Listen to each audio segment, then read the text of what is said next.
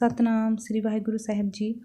ਧੰਨ ਧੰਨ ਬਾਬਾ ਨਾਨਕ ਸਿੰਘ ਜੀ ਦੇ ਚਰਨਾਂ ਵਿੱਚ ਲੱਖ ਲੱਖ ਵਾਰ ਨਮਸਕਾਰ। ਬਾਬਾ ਜੀ ਦੀ ਹੁਕਮ ਸਦਕਾ, ਗੁਰੂ ਗ੍ਰੰਥ ਸਾਹਿਬ ਜੀ ਮਹਾਰਾਜ ਜੀ ਦੀ ਸੇਧ ਸਦਕਾ ਇਹ ਚੈਨਲ ਗੁਰਕਿਰਪਾ ਸ਼ੁਰੂ ਕੀਤਾ ਹੈ। ਸਾਧ ਸੰਗਤ ਜੀ, ਆਪ ਜੀ ਦੇ ਸਹਿਯੋਗ ਦੇ ਬਿਨਾਂ ਇਹ ਚੈਨਲ ਅੱਗੇ ਨਹੀਂ ਵੱਧ ਸਕਦਾ।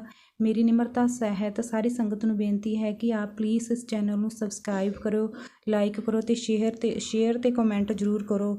ਵਾਹਿਗੁਰੂ ਜੀ ਕਾ ਖਾਲਸਾ, ਵਾਹਿਗੁਰੂ ਜੀ ਕੀ ਫਤਿਹ। ਬਾਬਾ ਜੀ ਦੇ ਹਜ਼ੂਰ ਵਿੱਚ ਮਹਾਰਾਜ ਜੀ ਦੇ ਛਕਣ ਵਾਸਤੇ ਪ੍ਰਸ਼ਾਦਾ ਕਿੱਥੋਂ ਆਉਂਦਾ ਸੀ? ਗੁਰੂ ਮਹਾਰਾਜ ਜੀ ਦੇ ਛਕਣ ਵਾਸਤੇ ਸੋਧ ਦਾ ਪ੍ਰਸ਼ਾਦਾ ਹਜ਼ੂਰੀਆ ਆਪ ਤਿਆਰ ਕਰਦਾ ਸੀ, ਜੋ ਹੁਣ ਵੀ ਇੱਥੇ ਹੀ ਤਿਆਰ ਕੀਤਾ ਜਾਂਦਾ ਹੈ। ਇੱਥੇ ਪ੍ਰਸ਼ਾਦਾ ਤਿਆਰ ਕਰਨ ਦੀ ਮਰਿਆਦਾ ਇਸ ਪ੍ਰਕਾਰ ਹੈ। ਬਾਬਾ ਜੀ ਝੰਗ ਘਮਾਣੇ ਲੱਥਾਂ ਰਾਮ ਦੇ ਪੰਪ ਤੋਂ ਬਿਰਾਜਮਾਨ ਹਨ। ਹਜ਼ੂਰੀ ਸੇਵਾ ਵਿੱਚ ਭਾਈ ਉੱਤਮ ਸਿੰਘ ਜੀ ਸਭ ਤੋਂ ਪਹਿਲੇ ਹਜ਼ੂਰੀਏ ਸਨ ਤੇ ਸਭ ਤੋਂ ਪਹਿਲੇ ਬਿਹੰਗਮ ਭਾਈ ਹਜ਼ੂਰਾ ਸਿੰਘ ਜੀ ਹਜ਼ੂਰੀ ਸੇਵਾ ਕਰਦੇ ਸਨ। ਇੱਕ ਦਿਨ ਬਾਬਾ ਜੀ ਨੇ ਜਲਾਬ ਲਿਆ ਸੀ। ਭੋਗ ਦਾ ਟਾਈਮ ਹੋ ਗਿਆ। ਹਜ਼ੂਰ ਨੇ ਹੁਕਮ ਦਿੱਤਾ। ਥਾਲ ਪਰੋਸ ਕੇ ਸਤਿਗੁਰ ਨੂੰ ਭੋਗ ਲਗਵਾ ਲਿਆ, ਕਿਉਂਕਿ ਬਾਬਾ ਜੀ ਆਪਣੀ ਸਾਧ ਸੰਗਤ ਨੂੰ ਸੇਧ ਦੇਣ ਵਾਸਤੇ ਇੱਦਾਂ ਦੇ ਕੌਤਕ ਕਰਦੇ ਸਨ। ਸਤ ਬਚਨ ਗਰੀਬ ਨਿਵਾਜ ਥਾਲ ਪਰੋਸਿਆ, ਗੁਰੂ ਸਾਹਿਬਾ ਦੇ ਕਮਰੇ ਵਿੱਚ ਪਹੁੰਚਾਏ। ਸ਼੍ਰੀ ਗੁਰੂ ਨਾਨਕ ਦੇਵ ਜੀ ਨੂੰ ਚਿਲਮੀ ਅੱਗੇ ਕਰ ਹੱਥ ਧੁਆਏ, ਫਿਰ ਤੌਲੀਏ ਅੱਗੇ ਕੀਤਾ। ਸਾਹਿਬ ਨੇ ਹੱਥ ਪੂੰਝੇ, ਫਿਰ ਥਾਲ ਅੱਗੇ ਰੱਖਿਆ। ਗੁਰੂ ਨਾਨਕ ਪਾਤਸ਼ਾਹ ਨੇ ਬੁਰਕੀ ਤੋੜ ਮੂੰਹ ਵਿੱਚ ਪਾਈ ਤੇ ਬਾਹਰ ਕੱਢ ਦਿੱਤੀ ਅਤੇ ਅਲੋਪ ਹੋ ਗਏ। ਪ੍ਰਸ਼ਾਦ ਨਹੀਂ ਛਕਿਆ। ਇਹ ਕੌਤਕ ਤੱਕ ਭਾਈ ਉੱਤਮ ਸਿੰਘ ਜੀ ਰੋਣ ਲੱਗ ਪਏ ਤੇ ਮੇਰੇ ਪਾਸੋਂ ਕੋਈ ਗਲਤੀ ਹੋ ਗਈ, ਜਿਸ ਕਰਕੇ ਸਤਿਗੁਰ ਨੇ ਪ੍ਰਸ਼ਾਦ ਨਹੀਂ ਛਕਿਆ। ਕੁਝ ਦੇਰ ਹੋਣ ਦੇ ਬਾਅਦ ਬਾਬਾ ਜੀ ਟਹਿਲਦੇ ਹੋਏ ਦਰਵਾਜ਼ੇ ਦੇ ਪਾਸ ਆ ਗਏ। ਭਾਈ ਜੀ ਨੂੰ ਰੋਂਦਾ ਤੱਕ ਕੇ ਹਜ਼ੂਰ ਨੇ ਬਚਨ ਕੀਤਾ, ਉੱਤਮ ਰੋਂਦਾ ਕਿਉਂ ਹੈ? ਇਹ ਬਾਬਾ ਜੀ ਦਾ ਬਚਨ ਸੁਣ ਬੇਨਤੀ ਕੀਤੀ, ਪਾਤਸ਼ਾਹ ਨੇ ਪ੍ਰਸ਼ਾਦ ਨਹੀਂ ਛਕਿਆ। ਬਾਬਾ ਜੀ ਨੇ ਦਿਲਾਸਾ ਦਿੰਦਿਆਂ ਕਿਹਾ, ਪਤਾ ਕਰੋ ਪ੍ਰਸ਼ਾਦ ਕਿਸ ਨੇ ਲਿਆਂਦਾ ਹੈ। ਉਸ ਵੇਲੇ ਭਾਈ ਉੱਤਮ ਸਿੰਘ ਜੀ ਨੇ ਪਤਾ ਕੀਤਾ। ਜਿਸ ਨੇ ਪ੍ਰਸ਼ਾਦ ਲਿਆਂਦਾ ਸੀ ਉਸ ਨੂੰ ਬੁਲਾ ਕੇ ਬਾਬਾ ਜੀ ਦੇ ਸਾਹਮਣੇ ਕੀਤਾ। ਹਜ਼ੂਰ ਨੇ ਤਿਰਛੀ ਨਿਗਾਹ ਨਾਲ ਤੱਕਿਆ ਤੇ ਕਿਹਾ, ਕਿਉਂ ਭਾਈ ਸਿੱਖਾ, ਇਹ ਪ੍ਰਸ਼ਾਦਾ ਕਿਸ ਭਾਵਨਾ ਨਾਲ ਲਿਆਂਦਾ ਹੈ? ਪ੍ਰਸ਼ਾਦ ਲਿਆਉਣ ਵਾਲਾ ਕੁਝ ਡਰਿਆ। ਬਾਬਾ ਜੀ ਨੇ ਫਿਰ ਬਚਨ ਕੀਤਾ, ਸੱਚ ਦੱਸ, ਝੂਠ ਨਾ ਬੋਲੀ, ਕਿਉਂਕਿ ਬਾਬਾ ਜੀ ਦੇ ਸਾਹਮਣੇ ਤਾਂ ਕਿਸੇ ਦੀ ਬੋਲਤੀ ਨਹੀਂ ਚੱਲਦੀ ਸੀਗੀ। ਬਾਬਾ ਜੀ ਨੂੰ ਦੇਖ ਕੇ ਤਾਂ ਸਭ ਦੀ ਬੋਲਤੀ ਬੰਦ ਹੋ ਜਾਂਦੀ ਸੀ। ਇਹ ਸੁਣ ਬੇਨਤੀ ਕੀਤੀ, ਪਾਤਸ਼ਾਹ ਭੁੱਲ ਹੋ ਗਈ, ਮਾਫੀ ਦੇ। ਫਿਰ ਬਾਬਾ ਜੀ ਨੇ ਕਿਹਾ, ਸੱਚ ਬੋਲੇਗਾ ਤਾਂ ਮਾਫੀ ਮਿਲ ਜਾਵੇਗੀ ਤੇ ਝੂਠ ਬੋਲੇਗਾ ਤਾਂ ਕਿਤੋਂ ਵੀ ਮਾਫੀ ਨਹੀਂ ਮਿਲੇਗੀ। ਇਹ ਸੁਣ ਪ੍ਰਸ਼ਾਦਾ ਲਿਆਉਣ ਦਾ ਕਾਰਨ ਇਉਂ ਦੱਸਿਆ, ਬਾਬਾ ਜੀ ਮੈਂ ਕਿਸੇ ਪਾਸੋਂ 50 ਰੁਪਏ ਲੈਣੇ ਸਨ ਅਤੇ ਲਿਖਤ ਵੀ ਕੀਤੀ ਹੋਈ ਸੀ, ਮਗਰ 50 ਦੇ ਨਾਲ ਇੱਕ ਸਿਫਰ ਹੋਰ ਲਗਾ ਕੇ 500 ਰੁਪਏ ਦਾ ਦਾਅਵਾ ਕੀਤਾ ਤੇ ਸੁਖੀ ਕਿ ਆਪ ਜੀ ਦੇ ਚਰਨਾਂ ਵਿੱਚ ਪ੍ਰਸ਼ਾਦਾ ਲੈ ਕੇ ਹਾਜ਼ਰ ਹੋਵਾਂਗਾ। ਸੋ ਪਾਤਸ਼ਾਹ ਨੇ ਸੁਖਨਾ ਪੂਰੀ ਹੋਈ ਤੇ ਆਪ ਜੀ ਦੇ ਪਾਸ ਪ੍ਰਸ਼ਾਦ ਲੈ ਕੇ ਹਾਜ਼ਰ ਹੋਇਆ ਹਾਂ। ਇਹ ਸੁਣ ਹਜ਼ੂਰ ਨੇ ਬਚਨ ਕੀਤਾ, ਤੂੰ ਉਸ ਗਰੀਬ ਪਾਸੋਂ 50 ਰੁਪਏ ਦੀ ਬਜਾਏ 500 ਰੁਪਏ ਲੈ ਕੇ ਉਸ ਗਰੀਬ ਦਾ ਖੂਨ ਗੁਰੂ ਨਾਨਕ ਪਾਤਸ਼ਾਹ ਨੂੰ ਵੱਢੀ ਦੇਣ ਲੱਗਿਆ ਹੈ। ਇਤਿਆਦਿਕ ਹੋਰ ਵੀ ਤਾੜਨਾ ਕੀਤੀ ਅਤੇ ਬਚਨ ਕੀਤਾ, ਉੱਤਮ ਸਿਆਂ ਇਹ ਪ੍ਰਸ਼ਾਦ ਨੂੰ ਦਵਾ ਦੇ ਤੇ ਹੋਰ ਪ੍ਰਸ਼ਾਦ ਤਿਆਰ ਕਰਕੇ ਭੋਗ ਲਗਾਓ। ਸਤ ਵਚਨ ਕਰਕੇ ਭਾਈ ਸਾਹਿਬ ਨੇ ਹੋਰ ਪ੍ਰਸ਼ਾਦ ਤਿਆਰ ਕੀਤਾ ਤੇ ਸਤਿਗੁਰ ਨੂੰ ਭੋਗ ਲਗਵਾਇਆ। ਉਸ ਦਿਨ ਤੋਂ ਬਾਅਦ ਹਜ਼ੂਰ ਦੇ ਹੁਕਮ ਦਿੱਤਾ ਕਿ ਗੁਰੂ ਨਾਨਕ ਪਾਤਸ਼ਾਹ ਦੇ ਛਕਣ ਵਾਸਤੇ ਪ੍ਰਸ਼ਾਦਾ ਇੱਥੇ ਤਿਆਰ ਹੋਇਆ ਕਰੇਗਾ, ਕਿਉਂਕਿ ਦੁਨੀਆਵੀ ਬੰਦੇ ਕਾਮਨਾ ਧਾਰ ਕੇ ਪ੍ਰਸ਼ਾਦ ਲਿਆਉਂਦੇ ਹਨ ਤੇ ਜੋ ਇੱਥੇ ਤਿਆਰ ਹੋਵੇ ਉਸ ਦੀ ਮਰਿਆਦਾ ਇਉਂ ਦੱਸੀ। ਜ਼ਿਮੀਂਦਾਰ ਹੈ ਤਾਂ ਆਪਣੇ ਹੱਥੀਂ ਵਾਹਿਗੁਰੂ ਵਾਹਿਗੁਰੂ ਕਰਦਿਆਂ ਕਣਕ ਵੱਢੇ, ਫਿਰ ਆਪ ਹੀ ਗਾਹੇ ਤੇ ਧੋਵੇ। ਮਾਈਆਂ ਬੀਬੀਆਂ ਸਤਨਾਮ ਵਾਹਿਗੁਰੂ ਕਰਦੀਆਂ ਹੀ ਆਪਣੇ ਹੱਥੀਂ ਚੱਕੀ ਨਾਲ ਪੀਸਣਾ ਕਰਨ। ਉਸ ਆਟੇ ਨੂੰ ਇੱਥੇ ਪਹੁੰਚਾਇਆ ਜਾਵੇ ਤੇ ਇੱਥੇ ਸਾਡਾ ਹਜ਼ੂਰੀਆ ਸੋਧ ਨਾਲ ਤਿਆਰ ਕਰੇਗਾ।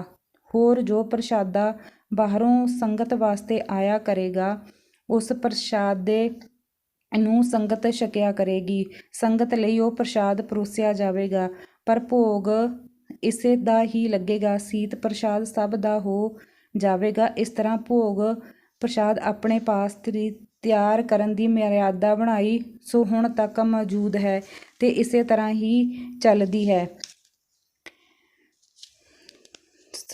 ਆਓ ਜੀ ਆਇਆਂ ਨੂੰ ਮਹਾਰਾਜ ਜੀ ਨੇ ਆਪਣੇ ਬੋਰਡ 'ਤੇ ਲਿਖਵਾਇਆ ਹੋਇਆ ਸੀ, ਏਕ ਓਂਕਾਰ ਸਤਿਗੁਰ ਪ੍ਰਸਾਦ। ਆਓ ਜੀ ਆਇਆਂ ਨੂੰ, ਬੜੀ ਕਿਰਪਾ ਕੀਤੀ ਜਿਨ੍ਹੇ ਕਦਮ ਰੱਖੇ ਸਾਡੇ ਸਿਰ ਮੱਥੇ 'ਤੇ ਰੱਖੇ। ਆਓ ਬੈਠੋ ਜੀ ਆਇਆਂ ਨੂੰ। ਬੇਨਤੀ ਹੈ ਕਿ ਇੱਥੇ ਬਾਬੇ ਦੇ ਹਜ਼ੂਰ ਸਤਸੰਗਤ ਵਿਖੇ ਬੋਲਣਾ ਨਹੀਂ ਹੈ, ਆਵਾਜ਼ ਨਹੀਂ ਕਰਨੀ, ਗੱਲ ਨਹੀਂ ਕਰਨੀ, ਆਵਾਜ਼ ਨਹੀਂ ਮਾਰਨੀ, ਬਾਣੀ ਪੜ੍ਹੋ। ਇੱਥੇ ਬਾਬਾ ਜੀ ਦੇ ਹਜ਼ੂਰ ਸਤਸੰਗ ਵਿਖੇ ਬਾਹਰਲੀ ਬਾਣੀ ਨਹੀਂ ਪੜ੍ਹਨੀ, ਬਾਹਰਲੀ ਤਰਜ਼, ਟਰੈਕਟਰ, ਅਖਬਾਰ, ਕੋਈ ਹੀ ਬਾਤ ਜਹਾਂ ਸ਼ਸਤਰ ਅਰਥ, ਕੋਈ ਬਾਹਰਲੀ ਗੱਲ ਵੀ ਨਹੀਂ ਕਰਨੀ। ਪੜ੍ਹੋ ਸਤਿਗੁਰ ਬਾਝੋਂ ਹੋਰ ਕੱਚੀ ਹੈ ਬਾਣੀ। ਇੱਥੇ ਬਾਬਾ ਜੀ ਦੇ ਹਜ਼ੂਰ ਧਨ, ਪੁੱਤਰ, ਇਸਤਰੀ ਦੇ ਅਰੋਗਤਾ, ਝਗੜਾ ਆਦਿਕ ਹੋਰ ਕੋਈ ਦੁਨਿਆਵੀ ਗੱਲ ਨਹੀਂ ਕਰਨੀ। ਭਾਣਾ ਮੰਨੋ ਜੋ ਸਿੱਖ ਸਖਾ ਬੰਧਪ ਹੈ ਭਾਈ, ਜੋ ਗੁਰ ਤੇ ਭਾਣੇ ਵਿੱਚ ਆਵੈ। ਹੋਰ ਬੇਨਤੀ ਹੈ ਕਿ ਇੱਥੇ ਜੰਗਲਾਂ ਦਾ ਮਸਲਾ ਹੈ, ਇੱਥੇ ਜੰਗਲ ਦਾ ਕੋਈ ਪ੍ਰਬੰਧ ਨਹੀਂ ਹੈ, ਇੱਥੇ ਲੰਗਰ ਦਾ ਕੋਈ ਪ੍ਰਬੰਧ ਨਹੀਂ ਹੈ। ਪਾਠੀਆਂ ਤੇ ਬਿਹੰਗਮਾਂ ਲਈ ਜਿਵੇਂ ਨਿਰੰਕਾਰ ਨੂੰ ਭਾਵਦਾ ਹੈ ਅੰਨ ਪਾਣੀ ਆਉਂਦਾ ਹੈ, ਸੋ ਕਬਹੂ ਖੀਰ ਖਾੜ ਘਿਓ ਨਾ ਭਾਵੇ, ਕਬਹੂ ਕਰ ਟੋਕ ਮਗਾਵੇ, ਕਬਹੂ ਕੂਰਨ ਚਨੇ ਬਿਨਾਵੇ। ਜਿਉਂ ਰਾਮ ਰਾਖੇ ਤਿਉਂ ਰਹੀਏ ਰੇ ਭਾਈ, ਸੋ ਕਦੇ ਕਦੇ ਉਸ ਦੇ ਭਾਣੇ ਅੰਦਰ ਕੜਾਕਾ ਹੀ ਰਹਿੰਦਾ ਹੈ। ਇਸ ਲਈ ਇਹ ਪ੍ਰਾਰਥਨਾ ਪਹਿਲਾਂ ਹੀ ਕਰ ਦਿੱਤੀ ਜਾਂਦੀ ਹੈ ਤਾਂ ਜੋ ਸੱਜਣ ਇਉਂ ਨਾ ਬੁਰਾ ਮਨਾਵੇ, ਮੈਨੂੰ ਲੰਗਰ ਬਿਸਤਰਾ ਜਾਂ ਰਹਿਣ ਦੀ ਥਾਂ ਨਹੀਂ ਮਿਲੀ। ਇਹਨਾਂ ਚੀਜ਼ਾਂ ਦੀ ਲੋੜਵੰਦ ਆਪਣਾ ਪ੍ਰਬੰਧ ਆਪ ਕਰਨ। ਇਹ ਤਾਂ ਭਜਨ ਦਾ ਥਾਂ ਹੈ ਤੇ ਬਿਰਕਤੀ ਹੀ ਠਾਠ ਹੈ, ਕੋਈ ਮਾਈ ਇਕੱਲੀ ਨਾ ਆਵੇ। ਅਤੇ ਜੋ ਕਿਸੇ ਦੂਰੋਂ ਨੇੜਿਓਂ ਰਾਤ ਰਹਿਣਾ ਹੋਵੇ ਤਾਂ ਮਰਦ ਦਾ ਨਾਲ ਹੋਣਾ ਜ਼ਰੂਰੀ ਹੈ। ਲੰਗਰ ਪਾਣੀ, ਰਹਿਣ ਬਹਿਣ, ਪਹਿਰੇ ਆਦਿ ਦਾ ਪ੍ਰਬੰਧ ਆਪ ਕਰੇ। ਹੋਰ ਬੇਨਤੀ ਹੈ ਕਿ ਕਿਸੇ ਤਰ੍ਹਾਂ ਦਾ ਤੀਰਥ ਯਾਤਰਾ, ਪਾਠ ਦਾ ਭੋਗ ਜਾਂ ਕਿਸੇ ਕਿਸਮ ਦੇ ਇਕੱਠ ਉੱਤੇ ਜਾਣ ਦਾ ਫੁਰਨਾ ਨਹੀਂ ਬਣਾਉਣਾ, ਨਾ ਕੋਈ ਕਿਸੇ ਤਰ੍ਹਾਂ ਦੀ ਦੁਨਿਆਵੀ ਗੱਲ ਕਰਨੀ ਹੈ। ਭਜਨ ਕਰੋ, ਜੰਮਣਾ ਮਰਨਾ, ਦੁੱਖ ਸੁੱਖ ਨਿਰੰਕਾਰ ਦੇ ਹੱਥ ਹੈ। ਭਾਣਾ ਮੰਨਣਾ ਸਿੱਖੋ। ਹੋਰ ਦਰਸ਼ਨ ਮੇਲਾ ਕਰਨਾ ਹੋਵੇ ਤਾਂ ਸ਼ਾਮ ਦੇ 8 ਵਜੇ ਤੋਂ ਬਾਅਦ ਹੋਵੇਗਾ, ਅੱਗੇ ਜੋ ਵਾਹਿਗੁਰੂ ਜੀ ਨੂੰ ਭਾਵੇ।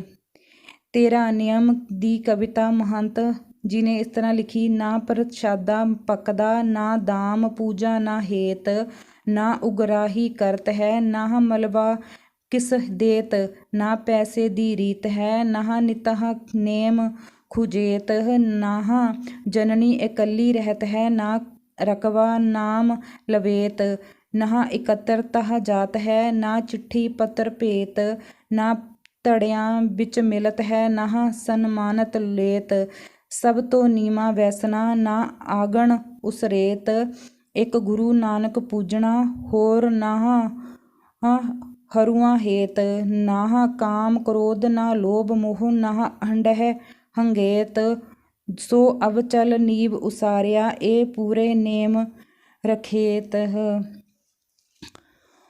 ਬਾਬਾ ਜੀ ਦੇ ਹਜ਼ੂਰ ਵਿੱਚ ਵਾਹਿਗੁਰੂ ਵਾਹਿਗੁਰੂ ਦਾ ਹੀ ਭਜਨ ਹੁੰਦਾ ਸੀ ਹਮੇਸ਼ਾ। ਬਾਬਾ ਜੀ ਦੇ ਸਵਾਸ ਸਵਾਸ ਸਿਮਰਨ ਸੀ। ਬਾਬਾ ਜੀ ਦੇ ਦਰਸ਼ਨ ਜੋ ਇੱਕ ਵਾਰੀ ਇਨਸਾਨ ਕਰ ਲੈਂਦਾ ਸੀ, ਉਹਦਾ ਮਨ ਕਿਤੇ ਨਹੀਂ ਸੀ ਟਿਕਦਾ, ਬਸ ਬਾਬਾ ਜੀ ਦੇ ਚਰਨਾਂ ਦੀ ਹੀ ਇੱਦਾਂ ਦੀ ਲਿਵ ਲੱਗ ਜਾਂਦੀ ਸੀ। ਇੱਕ ਵਾਰ ਬਾਬਾ ਜੀ ਹੀ ਸਿੰਘ ਬਾਬਾ ਨੰਦ ਸਿੰਘ ਜੀ ਦੀਵਾਨ ਵਿੱਚ ਹੀ ਕਹਿਣ ਲੱਗੇ, ਤਰਨ ਰਤਨ ਸਿੰਘਾ ਆਪਣੇ ਘਰ ਦੀ ਕੀ ਮਰਿਆਦਾ ਹੈ। ਪੜ੍ਹਨ ਸੁਣਨ ਵਾਲੇ ਪ੍ਰੇਮੀ ਇਹ ਕਹਿਣਗੇ ਕਿ ਬਾਬਾ ਜੀ ਆਪ ਹੀ ਪ੍ਰਸ਼ਨ ਉੱਤਰ ਕਰਦੇ ਸਨ। ਦਾਸ ਬੇਨਤੀ ਕਰਦਾ ਹੈ ਕਿ ਬਾਬਾ ਜੀ ਦਾ ਤੇਜ ਹੀ ਇਤਨਾ ਸੀ ਕਿ ਨਾ ਤਾਂ ਉਹਨਾਂ ਵੱਲ ਝਾਕਿਆ ਜਾਂਦਾ ਸੀ ਤੇ ਨਾ ਹੀ ਉਹਨਾਂ ਨੂੰ ਬੁਲਾਇਆ ਜਾਂਦਾ ਸੀ। ਜਿਹੜੇ ਲੋਕ ਮਨ ਵਿੱਚ ਸ਼ੰਕੇ ਲੈ ਕੇ ਆਉਂਦੇ ਸੀ ਤੇ ਬਾਬਾ ਜੀ ਤੋਂ ਇਹ ਗੱਲ ਪੁੱਛਾਂਗੇ, ਉਹ ਵੀ ਸਾਹਮਣੇ ਆ ਕੇ ਸ਼ੰਕੇ ਭੁੱਲ ਜਾਂਦੇ ਸੀ। ਉਹਨਾਂ ਲੋਕਾਂ ਦੀ ਹੀ ਹਾਲਤ ਦੇਖ ਕੇ ਬਾਬਾ ਜੀ ਨੂੰ ਬੜਾ ਹੀ ਤਰਸ ਆਉਂਦਾ ਸੀ। ਭਾਵ ਕਿ ਬਾਹਰੋਂ ਆਏ ਜਗਿਆਸੂਆਂ ਦੀ ਭਾਵਨਾ ਪੂਰਨ ਕਰਨ ਵਾਸਤੇ ਆਪ ਦੀ ਗੱਲ ਚਲਾ ਲੈਂਦੇ ਸੀ। ਜਿਵੇਂ ਬਾਬਾ ਜੀ ਨੇ ਕਿਹਾ, ਰਤਨ ਸਿੰਘਾ ਇੱਥੇ ਦੀ ਮਰਿਆਦਾ ਕੀ ਹੈ? ਅੱਗੋਂ ਉੱਤਰ ਵਿੱਚ ਰਤਨ ਸਿੰਘ ਨੇ ਕਿਹਾ, ਜੀ ਕਥਾ ਕੀਰਤਨ ਕਰਨਾ, ਮਹਾਰਾਜ ਦੀ ਸੇਵਾ ਕਰਨੀ, ਭੁੰਜੇ ਸੌਣਾ। ਹੁਣ ਬਾਬਾ ਜੀ ਨੇ ਕਿਹਾ, ਜਦੋਂ ਅਸੀਂ ਜੰਗਲਾਂ ਵਿੱਚ ਇਕੱਲੇ ਤਪੱਸਿਆ ਕਰਦੇ ਸੀ ਉਦੋਂ ਇਹ ਕਿੱਥੇ ਸੀ? ਅੱਗੋਂ ਰਤਨ ਸਿੰਘ ਨੇ ਕਿਹਾ, ਪਾਤਸ਼ਾਹ ਉਸ ਵੇਲੇ ਤਾਂ ਕੀਰਤਨ ਨਾ ਕਥਾ ਨਾ ਕਿਸੇ ਇਹਦਾ ਆਉਣਾ ਨਾ ਜਾਣਾ, ਉਸ ਵੇਲੇ ਕੁਝ ਵੀ ਨਹੀਂ ਸੀ। ਹੁਣ ਬਾਬਾ ਜੀ ਨੇ ਕਿਹਾ, ਮਰਿਆਦਾ ਫਿਰ ਤੁਹਾਡੇ ਬੰਦਿਆਂ ਦੇ ਮੁਹਤਾਜ ਹੋਈ, ਸਾਡੇ ਇਸ ਵਿੱਚ ਕੀ ਹੋਇਆ?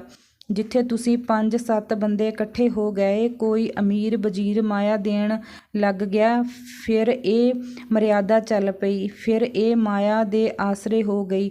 ਹੁਣ ਰਤਨ ਸਿੰਘ ਚੁੱਪ ਕਰ ਗਿਆ, ਅੱਗੋਂ ਉੱਤਰ ਨਾ ਦੇ ਸਕਿਆ। ਬਾਬਾ ਜੀ ਨੇ ਫਿਰ ਕਿਹਾ, ਰਤਨ ਸਿੰਘ ਬੋਲ ਕੁਝ। ਹੁਣ ਕਿਹਾ ਸੀ, ਸਾਨੂੰ ਤਾਂ ਇਹੋ ਹੀ ਦਿਸਦੇ ਹਨ ਕਿ ਬੰਦਾ ਕੰਮ ਕਰਦਾ ਹੈ, ਜੇ ਬੰਦਾ ਕੰਮ ਨਾ ਕਰਨ ਤਾਂ ਕੁਝ ਵੀ ਨਹੀਂ ਚੱਲ ਸਕਦਾ। ਹੁਣ ਬਾਬਾ ਜੀ ਨੇ ਕਿਹਾ, ਗੱਡੀ ਵੀ ਹੋਵੇ, ਸਟੇਸ਼ਨ ਵੀ ਹੋਣ, ਗੱਡੀ ਚਲਾਉਣ ਵਾਲਾ ਡਰਾਈਵਰ ਵੀ ਹੋਵੇ, ਫਿਰ ਗੱਡੀ ਚੱਲ ਪਵੇਗੀ। ਹੁਣ ਰਤਨ ਸਿੰਘ ਲਾਜਵਾਬ ਹੋ ਗਿਆ, ਅੱਗੋਂ ਬੇਨਤੀ ਕੀਤੀ, ਪਾਤਸ਼ਾਹ ਆਪ ਹੀ ਕਿਰਪਾ ਕਰੋ, ਸਾਡੀ ਸਮਝ ਤੋਂ ਬਾਹਰ ਹੈ। ਹੁਣ ਬਾਬਾ ਜੀ ਨੇ ਕਿਹਾ, ਰਤਨ ਸਿੰਘਾ ਗਾਰਡ ਦਾ ਹੋਣਾ ਜ਼ਰੂਰੀ ਹੈ, ਗਾਰਡ ਨੇ ਸਭ ਪਾਸੇ ਨਿਗਾਹ ਦੇਣੀ ਹੈ। ਅੱਗੋਂ ਸਿਗਨਲ ਹੋਇਆ ਹੈ, ਰਸਤਾ ਖੁੱਲ੍ਹਦਾ ਹੈ, ਹੁਣ ਗਾਰਡ ਨੇ ਹੁਕਮ ਦੇਣਾ ਹੈ ਤਾਂ ਗੱਡੀ ਚੱਲਣੀ ਹੈ। ਜਿਤਨਾ ਚਿਰ ਗਾਰਡ ਹੁਕਮ ਨਾ ਦੇਵੇ ਉਤਨਾ ਚਿਰ ਗੱਡੀ ਨਹੀਂ ਤੁਰ ਸਕਦੀ। ਤਿਵੇਂ ਹੀ ਮਰਿਆਦਾ ਕੀ ਹੈ? ਇਸਤਰੀ ਨੂੰ ਮਾਂ ਤੇ ਮਾਇਆ ਨੂੰ ਗਾਂ ਭਾਵ ਗਊ ਦਾ ਹੱਡ ਜਿਸ ਪੁਰਸ਼ ਨੇ ਮੰਨ ਲਿਆ, ਧਾਰ ਲਿਆ, ਉਹ ਭਾਵ ਮਨ ਨੂੰ ਵਸ ਕਰ ਲਿਆ, ਭਾਵ ਮਨ ਉਸਦੇ ਵਸ ਆਵੇਗਾ। ਜਿਸ ਪਰ ਪ੍ਰਭੂ ਦੀ ਕਿਰਪਾ ਹੋਵੇਗੀ, ਪਰਮੇਸ਼ਰ ਦੀ ਤਰ੍ਹਾਂ ਕਿਰਪਾ ਹੋਵੇਗੀ, ਸੋ ਵਿਖਿਆ ਤੋਂ ਉਦਾਸ ਹੋਵੇਗਾ। ਵਿਖਿਆ ਕੀ ਹੋਵੇਗੀ? ਕਾਮ, ਕ੍ਰੋਧ, ਲੋਭ, ਮੋਹ, ਹੰਕਾਰ ਇਤਨਾ ਵਿਕਾਰਾਂ ਵਿੱਚ ਫੁਰਨਾ ਨਾ ਬਣੇ। ਹੁਣ ਪਰਮੇਸ਼ਰ ਦੀ ਪੂਰੀ ਕਿਰਪਾ ਹੋ ਜਾਵੇਗੀ ਤੇ ਇਹ ਮਨ ਵਸ ਵਿੱਚ ਹੋ ਜਾਵੇਗਾ। ਵਾਹਿਗੁਰੂ ਜੀ ਕਾ ਖਾਲਸਾ, ਵਾਹਿਗੁਰੂ ਜੀ ਕੀ ਫਤਿਹ।